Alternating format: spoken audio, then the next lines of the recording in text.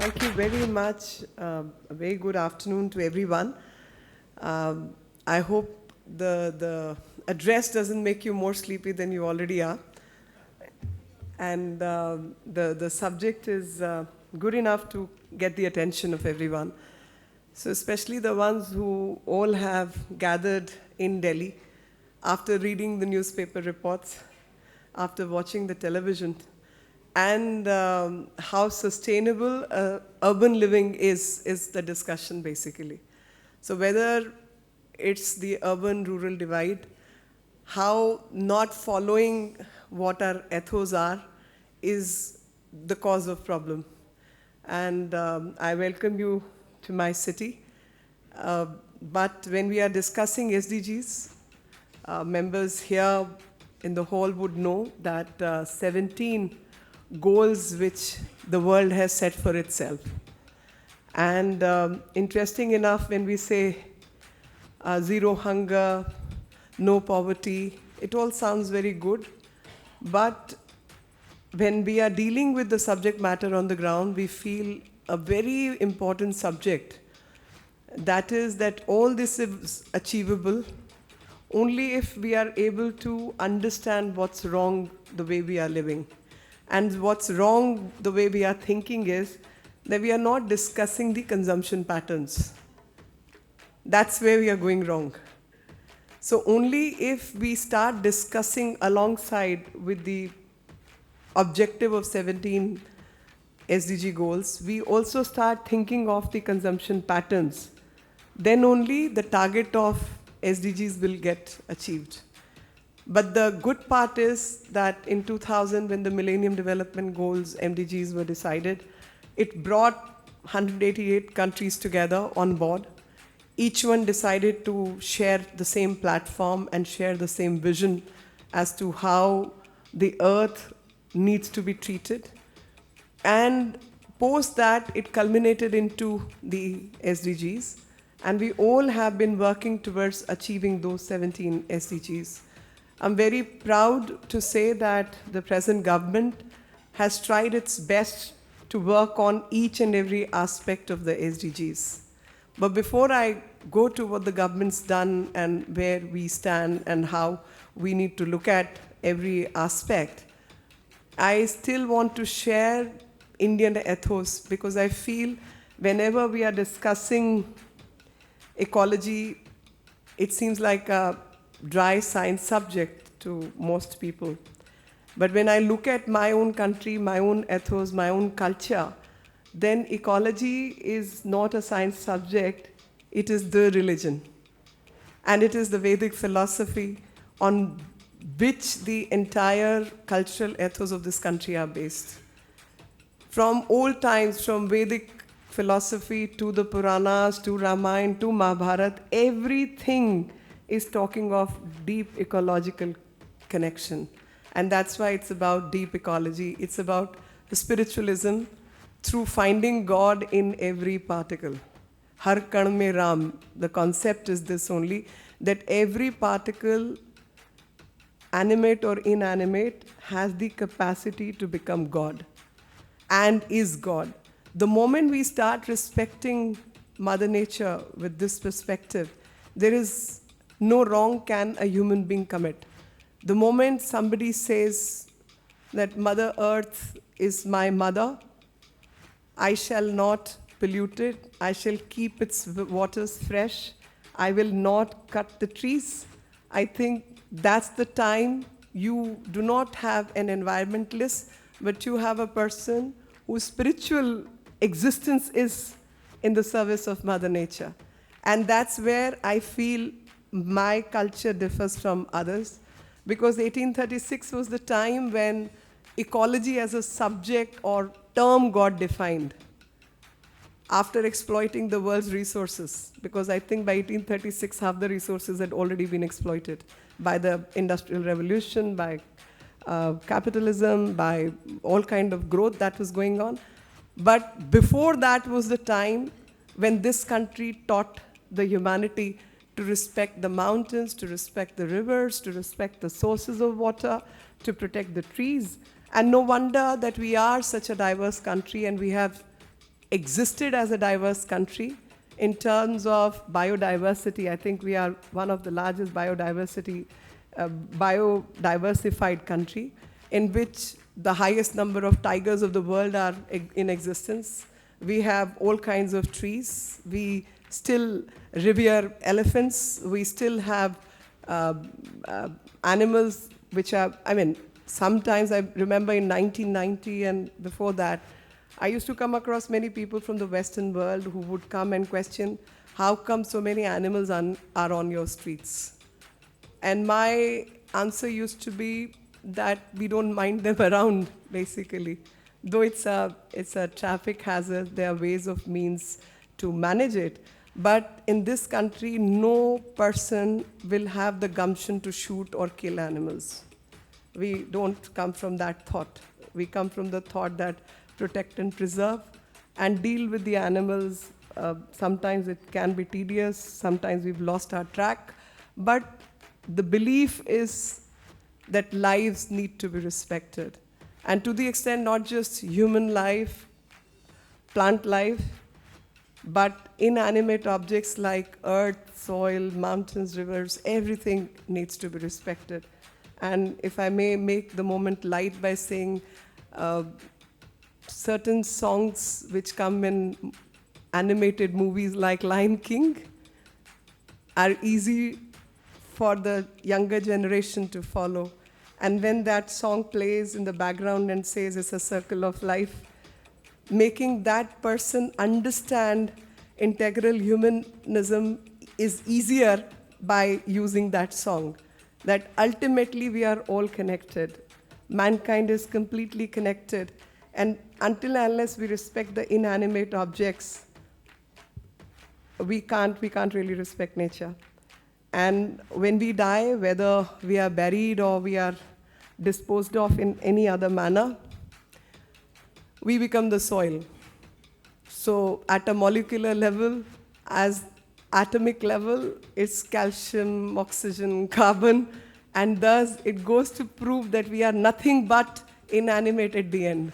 And it's only the inanimate which get connected to make us alive, lively human beings. And if we are alive, we respect life, then while respecting life, we have to learn to respect all the constituents which has made our bodies, which are helpful to make our minds, which are helpful for our existence, and the soul needs to be connected, and that is the real spiritualism, according to me. That's the greatest religion a human mind can think of, where we learn to respect the ecology, where we learn to share with lesser, less fortunate people, where we know that if it is nutrition, it has to be balanced.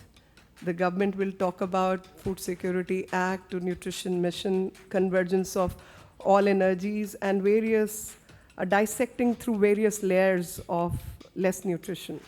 So the hunger index will change, and hunger index at times, I always say that, I say, it is not the well-heeled who have extra nutrition. They could actually be low on nutrition because the kind of bad food they eat. The knowledge element when it comes to food or sharing of knowledge is so relevant.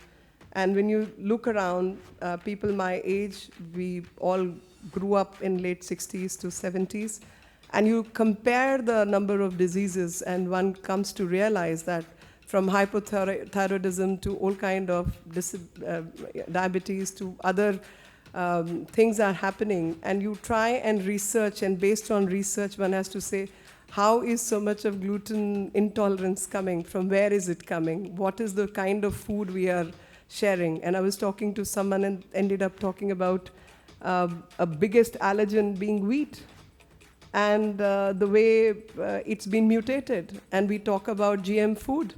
And when we discuss all these things, the impacts you see in 20, 30 years, we've also given Nobel Prize to Norman Borlaug. So I think a comprehensive understanding of what food can do to the race of humans needs to be understood. A greater knowledge sharing mechanisms have to be there, and simpler mechanisms also. because by changing the genetic code, by creating mutations, we are not only harming diversity, but we are actually harming the mankind. And we can't talk of hunger or sustenance if we go on changing the diverse variety of food that is available depending on the region, depending on the geography, depending on so many other climatic factors. And humans have as much right to live as any other being on this planet. Earth was not meant only for humans. So over-dominance of our species has resulted in most unsustained growth for the planet. So somewhere a mechanism, whether it's population, its other factors also need to be taken into account, because we can't go on increasing population. We have to start looking at it from the sustainability point of view. And only then an appropriate population with appropriate availability of resources needs to be looked at. And I was just going over how from Rig Ved to Atharved to Yajur Ved, every Ved has talked about nature. Every Ved. And Rig Ved being the oldest document, and 1048 hymns. Most hymns are about the nature gods and nature. And everything is talking about how not to pollute earth, how not to disturb sky, how not to cause pollution, how earth needs to be sustained.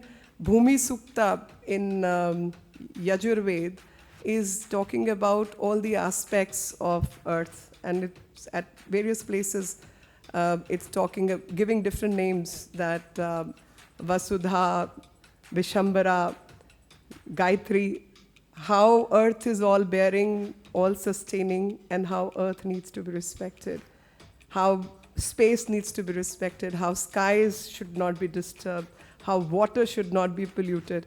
I think if with this thought we start solving the problems which mankind is faced with, whether it's poverty. So while solving poverty, we can't have unhindered exploitation of resources. And in that aspect, I go back to Khadi, for example. A lot of people mocked Khadi. A lot of people had many things to say. But I must say that post 2014, the emphasis with which Khadi was promoted, and it was quite a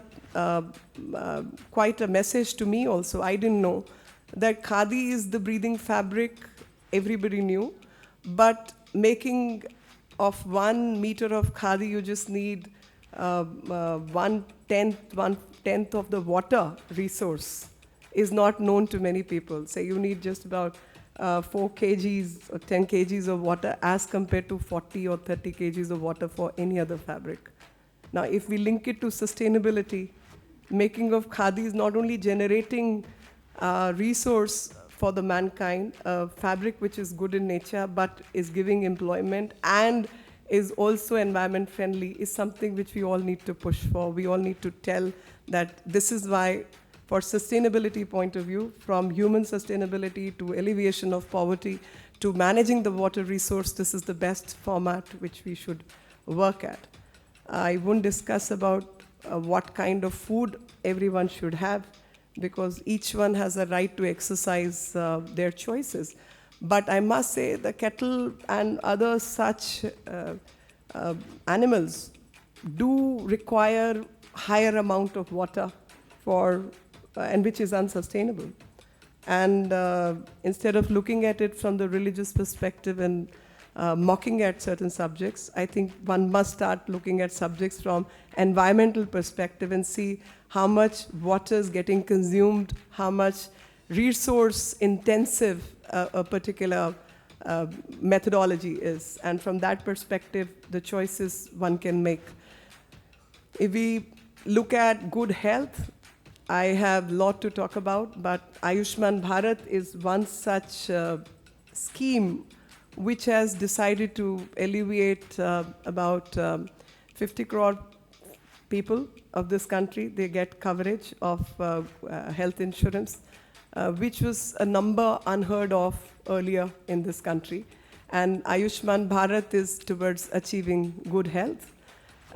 If it comes to literacy, we've seen how literacy rates have been impacted and how literacy has gone up, and how Beti Bachao, Beti Padhao has led to higher level of literacy among girl child. And biggest example are the states which were the biggest culprits earlier.